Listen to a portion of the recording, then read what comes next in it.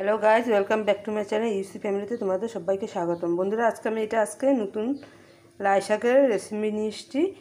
লাই শাকটার মধ্যে এখন কী করছি দেখো। এখানে আমি শুকনো লঙ্কা ফোড়ন দিয়ে দিয়েছি আর রসুন একটু ভেজে নিয়েছি। এর মধ্যে আমি এখন লাই শাকটা দিয়ে দেব।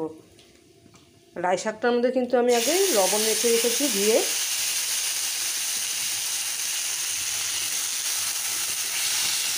এর মধ্যে একটু হলুদ অ্যাড করে দিলাম, সামান্য হলুদ অ্যাড করে দিলাম, দিয়ে একটু ভালো করে ভাজা করে নেব।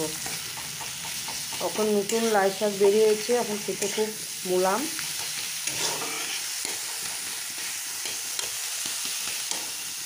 এই দেখো আমি ঢেকে দিয়েছিলাম, এই যে কম আছে, আস্তে আস্তে করে ওখানে ভাজাটা হয়ে যাবে। সেদ্ধ হয়ে গেছে, এখন ভাজা হয়ে যাবে।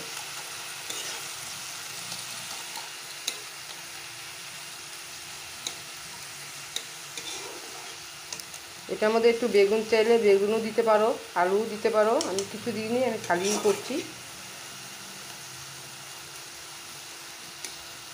আর বন্ধুরা, তোমরা কিন্তু অনেকে কমেন্টগুলো চেক করো না। কমেন্টগুলো সবাই চেক করবে, তাহলে বুঝতে পারবে কে তোমাদের বন্ধু হয়েছে, কে বন্ধু হয়নি।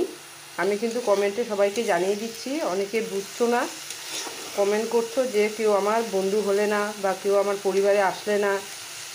তোমরা কমেন্টগুলো অবশ্যই চেক করো, যার যার কমেন্টের মধ্যে কিন্তু আমি দিয়ে দিচ্ছি।